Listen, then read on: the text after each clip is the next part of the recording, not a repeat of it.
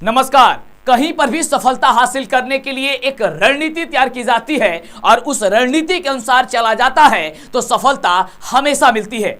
तो नमस्कार दोस्तों, आज की इस वीडियो में आज की क्लास में आपको हम बताने वाले हैं कि गणित विषय के लिए आपका क्या रणनीति होनी चाहिए, किस चैप्टर से कितने अंक का प्रश्न बिहार बोर्ड द्वारा आपके परीक्षा में पूछ दिया जाएगा। सबसे पहले दिन 14 फरवरी के दिन ही आप सभी का गणित विषय का परीक्षा है और आप डरे हुए हैं, भयभीत हैं कि सर कैसा क्वेश्चन रहेगा, क्या कुछ करना पड़ेगा, क्योंकि सबसे पहले दिन इतना कठिन सब्जेक्ट आ गया है। इसके लिए क्या करना होगा, तो जैसा कि हमने आपको पहले से ही बताते आ रहे हैं कि अब आपके तैयारी करने का पूरा तरीका बदल जाना चाहिए। जो आप पहले तैयारी करते थे और जो अब तैयारी करते हैं, उन दोनों में काफी ज्यादा अंतर होनी चाहिए। यानी कि इस समय की तैयारी ही आपके परीक्षा के रिजल्ट में काफी ज्यादा उछाल लाएगा, आपके रिजल्ट काफी ज्यादा जबरदस्त होगी। तो यह तरीका क्या है, गणित विषय में कैसे आप अच्छे नंबर से पास हो सकते हैं, कैसे अच्छे नंबर ला सकते हैं, यह जानना आपके लिए काफी ज्यादा महत्वपूर्ण है। तो हम चाहते हैं कि आप इस वीडियो को इतना ज्यादा शेयर करें, हर व्हाट्सएप ग्रुप, हर टेलीग्राम ग्रुप में आप जरूर शेयर कर दीजिए। मां सरस्वती आपको सफलता जरूर देगी। एक बार वीडियो को लाइक और नीचे कमेंट कीजिए। जो भी आपका डर है वो डर को पहले बाहर निकाल दीजिए और कमेंट करके बताइए कि आपकी तैयारी कितनी अभी तक हुई है और आप लोग क्या तैयारी के लिए सोच रहे हैं और किस तरीके का आप अपना तैयारी कर पा रहे हैं, कितने घंटे की पढ़ाई आप कर पा रहे हैं, आप हमें नीचे कमेंट करके बताइए। आइए आपको हम बताते हैं कि गणित विषय में आपको अब कैसे और क्या कुछ करना होगा और कैसे आपको तैयारी करना होगा। हमें उम्मीद है कि आप लोग अभी शेयर कर दिए होंगे और आप लोग लाइक भी कर दिए होंगे और चैनल पे पहली बार आए सब्सक्राइब कर दिए होंगे। सबसे पहले बताना चाहेंगे कि बिहार विद्यालय परीक्षा समिति द्वारा जो फरवरी महीना में परीक्षा होगी मैट्रिक की, वह 14 फरवरी से शुरू की जा रही है और सबसे पहले दिन जो है वह गणित विषय की परीक्षा है, यानी कि मैथ की परीक्षा है। और इस विषय को लेकर के काफी सारे बच्चे जो है वह चिंतित है कि सबसे पहले दिन जो है वह गणित विषय का परीक्षा है और गणित विषय में हम लोग क्या करेंगे, कैसे क्या चीज करेंगे, क्योंकि अभी तो पहली बार हम लोग परीक्षा देने जाएंगे, पहली बार परीक्षा के बॉर्डर पे जाएंगे तो क्या कुछ होगा। तो आइए सबसे पहले आपको हम समझाते हैं कि आपकी एग्जाम का जो पैटर्न है वह पैटर्न क्या है। तो ध्यान दीजिएगा, इस तरीके से क्वेश्चन आपके एग्जाम में पूछा जाएगा। सर ये क्या है, पहले आप इसे समझाइए। आइए आपको हम समझाते हैं और ध्यानपूर्वक समझिएगा। आपको बता दें कि यहां पे सबसे पहले बता दिया आपको विषय कोड यानी कि सब्जेक्ट कोड आपका यहां पे लिखा हुआ है 110 और एक लिखा है 210। जो बच्चे प्रथम पाली में परीक्षा देंगे, प्रथम पाली में उनका विषय कोड रहेगा 110। जो लोग द्वितीय पाली में परीक्षा देंगे उनका विषय कोड रहेगा आप सभी का 210। ये याद रखिएगा गणित विषय में।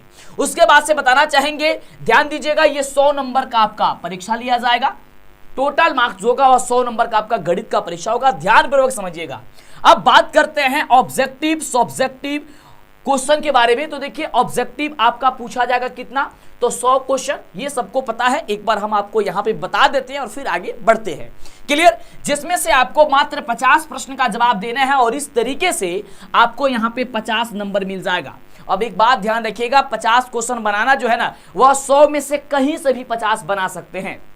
काफी बच्चे कहते हैं कि सर लगातार 50 बनाना है या कहीं से भी, तो कहीं से भी आप मात्र 50 क्वेश्चन ही बनाइएगा। इससे ज्यादा आपको क्वेश्चन नहीं बनाना है, क्योंकि अगर आप ज्यादा क्वेश्चन बनाइएगा नंबर तो मिलेगा नहीं और आपका समय भी बर्बाद हो जाएगा। क्लियर, यहां तक आपने समझा।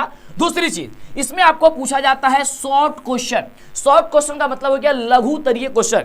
जो लघु तरीय क्वेश्चन होगा वह 30 प्रश्न पूछे जाएंगे, जिसमें से मात्र आपको आधे प्रश्न का जवाब यानी कि मात्र 15 प्रश्न का जवाब देना होगा और यह हर एक प्रश्न यह 2 नंबर का होगा। इस तरीके से इसमें आपको 30 नंबर दे दिया जाएगा, यानी कि 15 प्रश्न अगर आप लघु तरीय सॉल्व करते हैं तो आपका 30 नंबर बन जाएगा। अगर हम बात करते हैं केवल ऑब्जेक्टिव और शॉर्ट क्वेश्चन, जो यानी कि लघु तरीय है, ये दोनों एक ही टाइप का होता है और इस तरीके से इन दोनों से ही मिला करके टोटल आपको 80 नंबर का परीक्षा हो जाएगा। और ये दोनों एक ही तरीके का होने का मतलब क्या हो गया, जो चीज ऑब्जेक्टिव में पूछा जाता है तो वहां पे 4 ऑप्शन रहता है, लेकिन सब्जेक्टिव पूछा जाता है उसी बात को वहां पे आंसर नहीं रहता है, बस आपको सॉल्व करना होता है कि यह कैसे बनेगा। यानी कि केवल ये दोनों को ही सॉल्व कर देते हैं तो आप काफी अच्छे खासे नंबर से पास हो सकते हैं। फिलहाल हम लोग को आगे भी समझना है, ध्यान दीजिएगा। उसके बाद से आता है लॉन्ग आंसर टाइप क्वेश्चन, यानी कि दीर्घ उत्तरीय क्वेश्चन। दीर्घ उत्तरीय क्वेश्चन में 8 क्वेश्चन पूछे जाएंगे, जिसमें से मात्र 4 प्रश्न ही बनाना है। और आपको बता दे, मात्र 7 से 8 क्वेश्चन हम आपको एग्जाम से पहले बताते हैं, समझाते हैं और उसमें से आप 4 का 4 क्या 5 भी अगर आ जाए बनाने के लिए तो बना दीजिएगा, यानी कि 4 तो क्वेश्चन 100% बना दीजिएगा। 8 से 10 क्वेश्चन ही बताएंगे आपको दीर्घ उत्तरीय गणित का, उसमें से गारंटी है कि आप 4 तो जरूर बना देंगे, नहीं तो 2 तो कहीं नहीं जाएगा। क्लियर? तो इस तरीके से 8 तो हम बताएंगे ही। तो चैनल को सब्सक्राइब करें आप जल्दी से और तैयारी में जुट जाए। शाम 6 बजे आप सभी का चल रही है जबरदस्त और शानदार आपकी क्लास, और शाम 7:30 बजे ये 2 क्लास अभी फिक्स किया गया है। आगे जो भी समय बदलेगा आपको हम बतला देंगे। और मेरा किताब तो पता ही है कि हम आपके लिए किताब भी लिख चुके हैं, वो मार्केट में धमाल मचा रहा है। वो किताब का भी PDF या फिर उस किताब को भी आप ऑनलाइन या किसी भी दुकान पे मंगा सकते हैं कैप्टन पब्लिकेशन से, ठीक ना। मेरा ऐप भी डाउनलोड कर सकते हैं प्ले स्टोर पर जाकर के, DLS एजुकेशन के नाम से मेरा ऐप है, या मेरे वेबसाइट पर भी जाइएगा, DLS एजुकेशन ऑफिशियल के नाम से मेरा वेबसाइट है, या नीचे डिस्क्रिप्शन में लिख दिया गया, गूगल पे भी, ठीक ना। चलिए, तो हमने क्या बताया कि दीर्घ उत्तरीय क्वेश्चन आपको 8 पूछा जाएगा, जिसमें से मात्र आपको 4 प्रश्न का ही जवाब देना होगा, और इस तरीके से हर एक प्रश्न यह 5 नंबर का होगा और आपको 20 नंबर यहाँ पे मिल जाएगा। यानी कि आपने देखा कि यहाँ पे ऑब्जेक्टिव और शॉर्ट क्वेश्चन देकर के 80 नंबर और 20 नंबर 100 नंबर का परीक्षा जो होगा वो आपका कंप्लीट करा लिया जाएगा। और 100 नंबर में अब जो आपका चैप्टर है वो पढ़ा क्या जाएगा, मतलब कि किस चैप्टर से कितने कितने अंक का प्रश्न पूछा जाता है, कौन कौन ऐसा चैप्टर ही केवल पढ़ लीजिएगा, मतलब कि जिससे कि आपका तैयारी जो होगी वो उतने ही कम ही चैप्टर में आपका कंप्लीट हो जाएगी, यानी कि जितना आप नंबर चाहते हैं आपका हो जाएगा। आपका क्या टारगेट है आप नीचे जरूर हमें कमेंट करके बताइए, आप कितने नंबर आसानी से लाना चाहते हैं। देखिए, मैथ ही एक यानी कि गणित ही एक ऐसा सब्जेक्ट है जिसमें आप 100 पे 100 स्कोर कर सकते हैं। इसमें ज्यादातर नंबर नहीं कटता है, यानी कि यही एक सब्जेक्ट है जिसमें आप 100 में 100 स्कोर कर सकते हैं। इस तरीके से आपको बता दें टोटल 95 क्वेश्चन पूछा जाएगा, जिसमें से 69 क्वेश्चन आपको बनाना होगा, यानी 69 क्वेश्चन बनाना होगा, और यह इस तरीके से आपको 100 नंबर मिल जाएगा। अब आइए, विशेषकर बात यहां पर है और इसे समझना बेहतर जरूर मतलब बेहद ही जरूरी है, क्योंकि अगर इस चीज को नहीं समझेंगे फिर आपका पूरा पढ़ाया बेकार हो जाएगा। आप मॉडल पेपर सॉल्व कर रहे हैं, क्वेश्चन बैंक सॉल्व कर रहे हैं, प्रत्येक chapter wise objective subjective solve कर रहे हैं, लेकिन इस बात को अगर नहीं समझते हैं तो सारा पढ़ाया बेकार हो सकता है। हालांकि पूरी तरीके से नहीं, लेकिन हो सकता है। ये बहुत मायने रखता है कि आपको कहां और क्या चीज को ध्यान देना है, विशेषकर कि कौन ऐसा चैप्टर है जो काफी महत्वपूर्ण है बिहार बोर्ड के मायने में, और उससे ज्यादा क्वेश्चन और कितने अंक का क्वेश्चन पूछा जाता है। हमें पता है कि आप लोग उत्सुक होंगे और काफी ज्यादा मजा आ रहा होगा आज की क्लास में समझने में, जानने में। तो एक बार जरूर, अभी तक लाइक नहीं किया जल्दी से लाइक कीजिए, मार्च सत्य आपको सफलता जरूर देगी। और कमेंट बॉक्स में बताइए कि आप लोग कितने नंबर का टारगेट रखते हैं। बिल्कुल, तो चलिए सबसे पहले बात करते हैं आपके गणित विषय में जो आपका चैप्टर है, ये आपका है सबसे पहला संख्या पद्धति। संख्या पद्धति में आपको पढ़ना होता है वास्तविक संख्या। अब वास्तविक जो संख्या होती है इसमें आप पढ़ते हैं परिमेय संख्या, अपरिमेय संख्या, अपरिमेय संख्या को सिद्ध करना, शांत अशांत दशमलव, ये सारी चीजें आप पढ़ते हैं। केवल अगर इतना सारी चीजें आप पढ़ लेते हैं तो इससे 10 नंबर का प्रश्न आपकी परीक्षा में पूछ दिया जाता है। यानी कि केवल एक चैप्टर आप पढ़ेंगे ना तो 10 नंबर पक्का कंफर्म। यानी कि केवल वास्तविक संख्या जो चैप्टर है उससे 10 अंक का प्रश्न आता है, ये ध्यान रहे। क्लियर? अब बात करते हैं सर बीजगणित के बारे में। बीजगणित में आपको क्या करना है, देखिए यहां पे 3-4 चैप्टर हो जाता है। इसमें बहुपद भी पढ़ना है, 2 चर वाले रैखिक समीकरण भी पढ़ना है, उसके बाद से द्विघात समीकरण, समानांतर श्रेणी। यानी कि अगर आप इतनी सारी चैप्टर पढ़ेंगे तो इसे 20 नंबर मिलेगा। तो हमारे कहने का मतलब यह है, सबसे पहले पहला चैप्टर को आप कंफर्म कर लीजिए, 10 नंबर कंफर्म। इस वाले को थोड़ा सा अभी आपको हटके रखिए, मतलब कि थोड़ा बाद में, आगे हम समझते हैं फिर देखते हैं। या फिर इसको भी जान गए आपने, क्या जाना आपने कि जो हम लोग का बीज गणित है उसमें हम लोग को पढ़ना क्या चीज होता है, तो बहुपद, 2 चर वाले रैखिक समीकरण, द्विघात समीकरण और समानांतर श्रेणी। अगर इतना चैप्टर पढ़ेंगे तब जाकर के 20 नंबर मिलेगा। लेकिन इसमें क्या था कि केवल वास्तविक संख्या पढ़े तो 10 नंबर का क्वेश्चन पूछ दिया जाएगा। क्लियर हो गया? अब आगे बढ़ते हैं। यहां पे आगे है आप सभी का बड़ा ही जबरदस्त और शानदार चैप्टर है जिसका नाम है त्रिकोणमिति। और त्रिकोणमिति तो सबसे आसान है और सबसे ज्यादा अंक का प्रश्न इसी से पूछा जाता है। आप कहते हैं कि सर आसान है, आप कहते हैं, ये आपको लगता होगा, टीचर को लगता होगा, लेकिन स्टूडेंट को नहीं लगता है। ऐसी बात नहीं है। यह बात ऐसा इसलिए नहीं है क्योंकि आपको कोई कह दिया है कि यह चीज कठिन है। जैसे आपको बोल दिया गया है कि हाँ आप यहां नहीं पहुंच सकते हैं, तो वहां पे पहुंचने की आप कोशिश ही नहीं करते हैं। तो जब कोशिश ही नहीं कीजिएगा तो वहां पे कैसे पहुंचिएगा। दशरथ माझी के बारे में जानते हैं आप, उन्होंने पत्थर को तोड़ के रास्ता बना दिया। अगर उनको उनके भी दिमाग में हो यह होता कि पत्थर को तोड़ करके रास्ता नहीं बनाया जा सकता है तो वो भी पत्थर को नहीं तोड़ते। सबसे पहले तो मैं बार बार यह कहता हूं कि डर को बाहर निकालिए।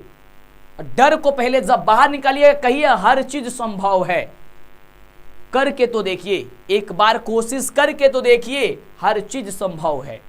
उसी प्रकार से जो त्रिकोणमिति है, इसमें मात्र त्रिकोणमिति का परिचय और त्रिकोणमिति का अनुप्रयोग, यानी कि हाइट एंड डिस्टेंस और त्रिकोणमिति के कुछ परिचय के बारे में, त्रिकोणमिति के छोटा मोटे बातों के बारे में जानना होता है। अब बस अगर आप इतना सारी चीजें पढ़ लेते हैं तो यानी लगभग 2 चैप्टर, तो यहां से 20 नंबर का क्वेश्चन आ जाता है। अगर जो बच्चा केवल वास्तविक संख्या त्रिकोणमिति पढ़ लेगा तो 30 नंबर तो उसका ऐसा ही आ गया, 30 नंबर तो आ गया। और 30 नंबर जरूरत है पास करने की।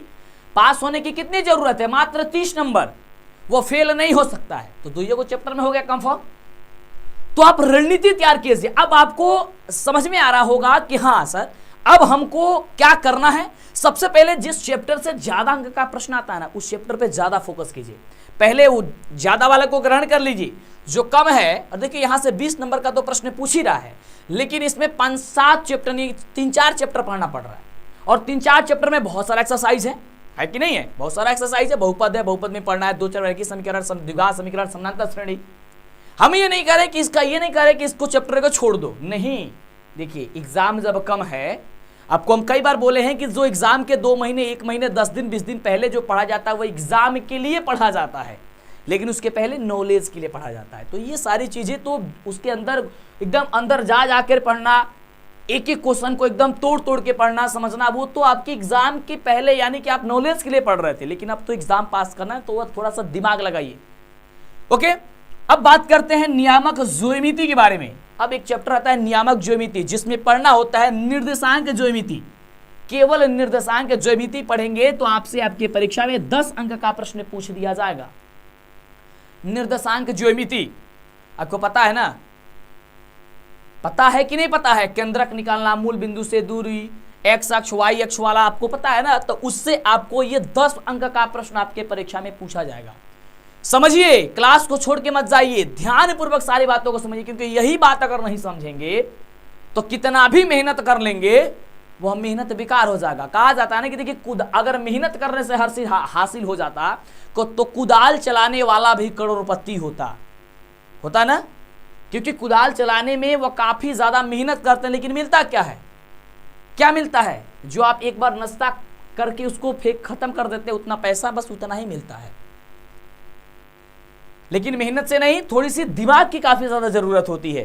कहीं पे भी अगर मेहनत करके मुकेश अंबानी बनना होता तो काफी लोग बन गए होते, लेकिन ऐसा नहीं हो सकता है। उनका दिमाग का मेहनत जरूरी है था और जरूरी है, तब जाकर के वे बने हैं। आपको भी शरीर से तो मेहनत करना ही है, लेकिन सबसे ज्यादा दिमाग का यूज करना है। क्लियर? यानी कि निर्देशांक ज्यामिति के बारे में आपने जाना। अगला जो आता है आपको इसमें मैथ में, वो पढ़ना होता है केवल ज्यामिति। ज्यामिति में आपको 3 चैप्टर लगभग पढ़ना होता है, त्रिभुज, वृत्त और रचना। क्या पढ़ना होता है? त्रिभुज, वृत्त और रचना। अगर आप त्रिभुज, वृत्त और रचना को पढ़ लेते हैं तो आपके परीक्षा में जो है ना, वह 20 अंक का प्रश्न पूछ दिया जाता है, क्योंकि रचना से 5 नंबर तो ऐसे ही कंफर्म है कि रचना से 5 नंबर का क्वेश्चन आएगा, 100% आएगा। ये तो 15 नंबर की बात। 15 नंबर में कौन है? 2 चैप्टर है, त्रिभुज और वृत्त, यानी कि 5 नंबर तो ऐसे ही क्लियर। यानी कि केवल रचना बनाने को सीख लो, 5 नंबर आ गया, 5 10 नंबर हो, 15 नंबर, और यहाँ पे 20 नंबर ही ऐसे ही आ गया आपका नंबर काफी क्लियर। तो इस तरीके से ध्यान दीजिए। उसके बाद से पढ़ना होता है आपको क्षेत्रमिति, और क्षेत्रमिति भी बच्चों को कठिन ही लगता है। क्यों लगता है? तो इसमें ज्यादा गुणा, भाग, जोड़, घटाव सब कुछ करना होता है। इसमें क्या क्या पढ़ना है? तो वृत्त से संबंधित क्षेत्रफल, पृष्ठीय क्षेत्रफल एवं आयतन, ये सारी चीजें आपको पढ़नी होती है। और इस तरीके से इसमें से मात्र 10 नंबर का प्रश्न पूछा जाता है। ये माथापेची वाला है, बड़ा मजा आता है। लेकिन अगर आपके पास समय नहीं है तो आप अब अपने अनुसार समझिए कि आपका क्या रणनीति होना चाहिए। आप कितना नंबर लाना चाहते हैं? आप 400 नंबर लाना चाहते हैं कि 400 से अधिक नंबर लाना चाहते हैं, कि एकदम 450 नंबर लाना चाहते हैं? आपका टारगेट क्या है? या 300 नंबर लाना चाहते हैं या 350 नंबर लाना चाहते हैं? अब आप छांटिए ना। या फिर इस सब्जेक्ट में आप कितना नंबर लाना चाहते हैं? 100 का 100 नंबर लाना चाहते हैं इस सब्जेक्ट में, कि 80 नंबर के, 70 नंबर के, 50 नंबर के, 30 नंबर? जोड़िए और केवल उसी पे आप ज्यादातर फोकस कीजिए। पढ़ना तो सब है, लेकिन फोकस सबसे ज्यादा उस पे कीजिए। अगला आता है आपका सांख्यिकी, और सांख्यिकी में पढ़ना होता है सांख्यिकी और पर्यक्ता। पर्यक्ता पढ़ना होता है सांख्यिकी, और इससे आता है आपको 10 नंबर का प्रश्न है। केवल आपको पर्यक्ता और सांख्यिकी पढ़ लेंगे तो नीली गेंदे, हरी गेंदे, काली गेंदे, जानता है ना? बिल्कुल। सिक्का को उछाला जाता है, पासे को फेंका जाता है, इस टाइप के क्वेश्चन जो आता है उसे 10 नंबर का प्रश्न आपकी परीक्षा में पूछ दिया जाता है। इस तरीके से इसको डिजाइन जो है वह किया जाता है, और इस तरीके से आपके एग्जाम में प्रश्न को उठाया जाता है। अब एक बात को हमारे बड़ा ही इंपॉर्टेंट है, उस बात को थोड़ा सा गौर कीजिएगा। गौर सर क्या चीज कर रहा है? गौर क्या कर रहा है? अब आपको हम बताते हैं, ध्यान दीजिए। ये तो 100 नंबर का पेपर न हुआ, लेकिन आपके जब क्वेश्चन की संख्या डबल हो गई है तो अंकों की संख्या भी तो डबल होनी चाहिए ना? हाँ सर, अंकों की संख्या तो डबल होनी चाहिए। क्यों? जब 100 को ऑब्जेक्टिव पूछ रहा है तो इस 100 को ऑब्जेक्टिव का मतलब एक एक नंबर का सब है तो 100 अंक हो गया ना। और 50 अंक का सब्जेक्टिव पूछ रहा है तो 50 दूनी 100 नंबर का, आपका 100 नंबर का तो ये भी हो गया ना, 2-2 नंबर का। इस तरीके से मान करके चलो, यानी कि एगो मैथ का पेपर 100 नंबर का होता था। क्लियर? अब ये क्वेश्चन क्या हो गया? डबल हो गया। यानी कि 50 को बनाना है तो 100 को क्वेश्चन आ गया। तो जब 50 नंबर का पेपर होता था तो 100 नंबर का हो गया। यानी ऑब्जेक्टिव 50 नंबर का ना होता है, लेकिन ऐसे मानो तो 100 नंबर का हो गया। यानी कि गणित 200 नंबर का परीक्षा हो रहा है और लाना मात्र 100 को नंबर है। कुछ अंदाजा लग रहा है हम क्या कह रहे हैं? मेरी बातों को समझ रहे हैं? जरूर समझ रहे हैं आप। हम कह क्या रहे हैं? 100 नंबर का पेपर होता था, होता है, होता रहेगा। लेकिन जब क्वेश्चन डबल कर दिया गया है तो अंकों भी तो डबल होगा। इसका मतलब हो गया कि सर 200 नंबर का पेपर हो रहा है आज, जिसमें से मात्र 100 नंबर लाना ही है, यानी कि 100वें नंबर का क्वेश्चन बना देना है, बाकी छोड़ देना है। समझे? तो इस तरीके से आप गणित विषय में अब आप डिजाइन कीजिए बैठ करके। 10 मिनट, आधा घंटा आप समय दीजिए। इतना समय फालतू का बेकार हो जाता है, बिना मतलब का। लेकिन अगर इस चीज पे फोकस करके और एक अलग ही डिजाइन करके अगर आप समझ जाते हैं, जान जाते हैं, तो समझिए कि बेहतर हो जाएगा। मेरे मायने में अगर बात करें तो सबसे आसान आप कौन कौन से चैप्टर पढ़ लीजिएगा। अगर आप कमजोर है तो एक वास्तविक संख्या, काफी इजी चैप्टर है। त्रिकोणमिति, ये भी इजी है लेकिन कठिन लगता है तो आप इसे छोड़ करके निर्देशांक ज्यामिति, उसके बाद से आप पढ़ सकते हैं पर्यक्ता और त्रिभुज वृत्त वगैरह वाला चैप्टर पढ़ेंगे। बस आपका 4th डिवीजन तो कोई ना रुकेगा, यानी कि 60 नंबर कोई नहीं रुकेगा। तो जब इस तरीके से आप पढ़िएगा और इस तरीके से समझिएगा तब तो सारी बातें पता चलेगी ना। क्लियर? अगर इसके बाद कौन से सब्जेक्ट के बारे में आप जानना चाहते हैं कमेंट करें हमें इस कमेंट बॉक्स में। कमेंट में छाप दीजिए कि इसके बाद कौन सा सब्जेक्ट का आपको चाहिए इस तरीके से डिजाइन, कि किस चैप्टर से कितने अंक का प्रश्न पूछा जाता है।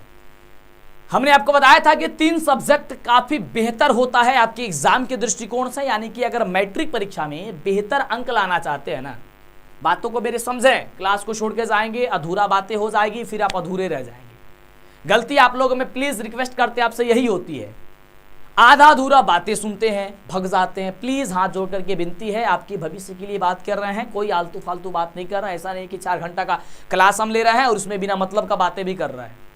आपको वही सारी चीजें हम, अब देखिए एग्जाम जब कम रहता है, समय एग्जाम के समय में कम रहता है तो हम फालतू वगैरह बातें नहीं करते हैं, क्योंकि एग्जाम तो एग्जाम, क्योंकि अगर आपकी छोटी सी गलती, मेरी छोटी सी गलती आपकी पूरी लाइफ बर्बाद कर सकती है, तो वो सारी चीजें हम लोग को नहीं करनी है। हिंदी, संस्कृत और मैथ, यही 3 गो सब्जेक्ट है जो आपके रिजल्ट में काफी तेजी से उछाल लाएगा, आपके रिजल्ट को बनाएगा। तो इन 3 गो सब्जेक्ट को विशेषकर ध्यान देना। गणित के बारे में तो हमने समझा दिया, अगर कहिएगा तो इसके बाद जस्ट ही हिंदी का आपका आ जाएगा कि हिंदी में क्या पढ़ना है, कैसे पढ़ना है, क्या कुछ करना है, कितने चैप्टर से क्या क्या, व्याकरण से कितना अंक प्रश्न आता है, गोधली से कितना अंक का प्रश्न आता है, वर्णिका से कितना अंक का प्रश्न आता है, ये हम सब कुछ बता देंगे आपको। कहिए, आप नीचे कमेंट कीजिए, एक बार लाइक कर दीजिए, वीडियो पसंद आए बिल्कुल लाइक कीजिए। एक अलग से और बात आपको बता दें, गणित विषय में अगर आप बेहतर अंक लाना चाहते हैं, नंबर एक भी न कटे जो आप बना रहे हैं, कहीं अगर गलती भी हो जाती है फिर भी टीचर आप पे खुश होकर के नंबर दे दे, इसके लिए सर क्या करना है? दो चीज। पहला कि आप इसमें ज्यादातर चित्र अगर वाला क्वेश्चन है तो चित्र अवश्य बनाएं, वो भी पेंसिल से। दूसरी चीज कि जब भी आपका आंसर आता है ना, उसको आप स्पष्ट जगह पे लिखें। स्पष्ट जगह का मतलब क्या हो गया कि आप किसी क्वेश्चन को जब आप सॉल्व करते हैं ना, तो काफी बच्चे क्या करते हैं, मान लीजिए यहाँ पे बना रहे हैं x² + 2x + 3x प्लस 3 ऐसे मान लेते हैं, और यहाँ पे आंसर लिखना होगा तो लिख देंगे इसका आंसर बराबर 3 हो गया आंसर। ये पता ही नहीं चलेगा कि आंसर उसमें लिखे है कि क्वेश्चन में लिख दिया है। स्पष्ट जगह लिखिए। स्पष्ट जगह लिखने का मतलब क्या है सर? देखिए, सपोज मान लीजिए कि इस प्रश्न का उत्तर जो है, मान लीजिए x² + 3x + 4 जो भी है, हम बना रहे हैं, मानते हैं इस चीज को। मान लीजिए इसका x का वैल्यू यहाँ पे 3,4 आ जाएगा, तो आप इस तरीके से 3,4 लिख करके यहाँ पे आंसर लिखिएगा ना, तो उतना अच्छा नहीं लगेगा। लेकिन जब इसको लिख करके आप ब्लैक पेन से केवल इसको आप बॉक्स में बंद कर दीजिएगा, बॉक्स में बंद कर दीजिएगा। स्पष्ट अगर आपको आंसर यहां पे दिखाना है तो ऐसे टीचर जैसे ही आपके कॉपी को पलटेगा, क्वेश्चन नंबर 1 का आंसर आप स्पष्ट दिख जाएगा उनको कि हाँ इनका आंसर इतना आया है, और उनको पहले ही आंसर शीट दे दिया गया होता है कि इस प्रश्न का आंसर इतना होगा। तो आपको अगर इतना आंसर अगर कोई बच्चा लाया होगा तो आपका पूरा का पूरा नंबर दे देना है। तो ना वो सोचेंगे ना समझेंगे, फटाफट से आपको आंसर दे देंगे। ज्यादा प्रोसेस की उनको मतलब है नहीं, और आपको ऐसे पता ही है कि कितना फास्ट कॉपी चेक होता है। तो स्पष्ट लिखिए, जो लिखे स्पष्ट लिखे। सबसे ज्यादा आप लिखावट पे ध्यान दीजिए। भले ही 1-2 को क्वेश्चन कम बना के आइएगा, लेकिन लिखिए। 5 को क्वेश्चन 10 को क्वेश्चन बना के आइए, लेकिन 10 को इतने जबरदस्त ढंग से लिखिए जिससे कि टीचर को उसमें अंक काटने में 100 बार सोचना पड़े कि हम कहां पे इसका आंसर जो है काटे, अंक काटे, कहां पे अंक काटे, ये 100 बार उसको सोचना पड़े टीचर को। वैसा आप लिख करके आइए, भले ही कम बनाइए। मान लीजिए कि आप बना देते हैं 10 को क्वेश्चन पूछा और 10 में 10 बना दिए, लेकिन जब टीचर चेक करने गया तो सब में उसको फॉल्ट दिख रहा है, सब में उसमें गड़बड़ी दिख रहा है। तो सब में क्या किया, वो मात्र कितना जब दे रहा है, किसी में 6, किसी में 7, किसी में 8 नंबर दे रहा है। लेकिन कोई बच्चा जो है वह क्या किया, 10 क्वेश्चन है और उन्होंने मात्र 7 ही क्वेश्चन का जवाब दिया, लेकिन 7 क्वेश्चन का ऐसा जवाब दिया कि जितने नंबर का है उतना नंबर उसको दे दिया गया। तो ज्यादा कौन आएगा, ज्यादा रिजल्ट किसका आएगा, जो कम बनाया है और स्पष्ट बनाया है। ज्यादा बनाने से, ज्यादा लिखने से नंबर नहीं मिलता है। यह सबसे बड़ी भ्रम है बच्चों में कि ज्यादा लिखेंगे ज्यादा नंबर मिलेगा। सबसे बड़ी गलती। हम जब एग्जाम देने गए थे, हम भी बिहार बोर्ड से ही थे, जब हम लिख करके आते थे तो हमारे साथी जो थे वे कहते थे कि मेरा जो है आज हम पूरा कॉपी लिख करके आए हैं, मेरा एक भी पेज नहीं छूटा है। अब हमको टेंशन हो जाता था, अरे भाई हमने क्या लिख दिया उसमें कि मेरा कॉपी ही पूरा का पूरा बच गया। मेरा daily 4 page, 5 page, 6 page, 7 page बच जाता था। मैथ के दिन भी हमने खूब लिखा, फिर भी मेरा पेज बच गया। वो लोग कहे कि मेरा पेज घट गया, कुछ लोग कह रहे कि मेरा पेज घट गया। हम तो सोच में पड़ गए, क्या लिख रहे हो तुम लोग। अब अंदर से तो टेंशन हो रही थी कि ये लोग ज्यादा लिखा है, इसका मतलब हम कुछ ना कुछ छोड़े हैं, तब तो मेरा कम लिखा है। बाद में पता चला कि मेरा जो नंबर है काफी अच्छा आया है, उन लोगों का नंबर काफी जबरदस्त के तरीके से पूरा घट गया है। पास होने के लिए भी उनको सोचना पड़ा है कि हम क्या करें। और वही मेरा नंबर 400 प्लस था। उस समय मेरा 404 नंबर आया था, हुआ था मैट्रिक में। क्लियर। और उन लोग का नंबर 250-300 के नीचे ही था। बस एक शायद लड़के का उसमें का 350 के करीब था बस। तो ऐसा होता है यार एग्जाम में। देखो, ज्यादा लिखने, ज्यादा कुछ करने से थोड़ी ना है। आप वही लिखें जो आपको आता है। सबसे पहले बताया जाता है एग्जाम में सबसे पहले ही लिखा गया होता है, परीक्षार्थी यथासंभव अपने शब्दों में उत्तर दे। जो उनको आता है वही लिखें। जिस प्रश्न का उत्तर उनको पहले पता है उन्हीं को लिखें। ऐसा नहीं कि पहले प्रश्न का क्वेश्चन पूछ दिया गया, आपको पता नहीं है तो पहले ही का लिखने का प्रयास करो। नहीं, अगर 10वें नंबर प्रश्न का उत्तर आपको स्पष्ट पता है, सबसे पहले 10वां नंबर प्रश्न लिखिए आप, और लिखने के बाद से आप उस प्रश्न को आप सॉल्व कीजिएगा, आगे वाला क्वेश्चन। तो ये ध्यान देना है इन सारी बातों को। क्लियर? हम उम्मीद है कि आपको आज का क्लास सबसे जबरदस्त लगा होगा, काफी मजा आया होगा। अब इस वीडियो को जितना हो सकता है आप शेयर कर दीजिएगा, आप दोस्तों को बता दीजिएगा और अपना शानदार तैयारी कीजिएगा। आइए आपको बताते हैं कि आप हमारे वेबसाइट पे कैसे जा करके ऑब्जेक्टिव, सब्जेक्टिव, मॉडल पेपर और ऑनलाइन टेस्ट और मेरा ऐप को आप कैसे डाउनलोड कर सकते हैं। ऑब्जेक्टिव, सब्जेक्टिव, मॉडल पेपर, पिछले 5 वर्षों का ऑफिशियल मॉडल पेपर, सब कुछ डाउनलोड करने के लिए, देखने के लिए, बढ़िया से पढ़ने के लिए आपको गूगल के क्रोम ब्राउजर में आना है और यहाँ पे आने के बाद से आपको सर्च करना है डीएलएस एजुकेशन, जो चैनल का नाम है। जैसे आप सर्च करेंगे आपके सामने आएगा डीएलएस एजुकेशन ऑफिशियल, आपको इस पर सिंपल सा क्लिक कर देना है। क्लिक करते हैं इस तरीके से ओपन होगा और यहाँ पे आइएगा तो सब चीज मिल जाएगा, और मॉडल पेपर, ऑब्जेक्टिव, सब्जेक्टिव, सब कुछ यहाँ पे दिया गया, देख सकते हैं सबका लिंक यहाँ पे दिया गया है। तो देरी कीजिए, जल्दी आइए, फटाफट से आइए और इसे आप सर्च करके देखिए। दूसरा एक और तरीका आपको बताते हैं, आप हमारा ऐप जरूर डाउनलोड कर लीजिए। ऐप डाउनलोड करने के लिए आप गूगल प्ले स्टोर में आइए और प्ले स्टोर में आने के बाद से सर्च कीजिए डीएलएस एजुकेशन, जो चैनल का नाम है। जैसे ही आप सर्च करेंगे आपके सामने आएगा डीएलएस एजुकेशन ऑफिशियल, आप इस पर क्लिक करके इसे आप इंस्टॉल कर लीजिएगा। हमारे मोबाइल फोन में इंस्टॉल है, आप इसे इंस्टॉल कर लीजिएगा। जैसे इंस्टॉल कीजिएगा तो यहाँ पे आपको ओपन जब कीजिएगा इसे इंस्टॉल करके, तो इस तरीके से ये ओपन होगा। यहाँ से पूछेगा कि आपको सब्जेक्टिव चाहिए, ऑब्जेक्टिव चाहिए, मॉडल पेपर चाहिए, ऑनलाइन टेस्ट देना है, या फिर बिहार बोर्ड से जो लेटेस्ट न्यूज है वो चाहिए। तो जो भी चाहिए आपको क्लिक कर देना है। जैसे मान लीजिए आपको मॉडल पेपर चाहिए तो मॉडल पेपर पर क्लिक कीजिए। उसके बाद से आपको पिछले वर्षों का मॉडल पेपर चाहिए, किस सब्जेक्ट का चाहिए, तो जो भी सब्जेक्ट है आप चूज के लिए, जैसे कि साइंस है, मैथ है, जैसे मैथ में क्लिक करते हैं तो यहाँ पे आपका मैथ का देख सकते हैं 2023, 2022, 2021, 2020, 2019, 2018 और पिछले 5 सालों का और मॉडल पेपर है ना। और इसके अलावा 5 मॉडल पेपर आप देख सकते हैं, सब कुछ यहाँ पे आपको देखने को मिल जाएगा। तो देरी मत कीजिए, जैसे आप इस पे क्लिक कीजिएगा आप यहाँ पे सब कुछ मॉडल पेपर वगैरह जो है वो यहाँ पे आसानी से देख सकते हैं। ये ऑफिशियल मॉडल पेपर है ना, बिल्कुल। तो जल्दी से आइए, देरी मत कीजिए, फटाफट से आइए।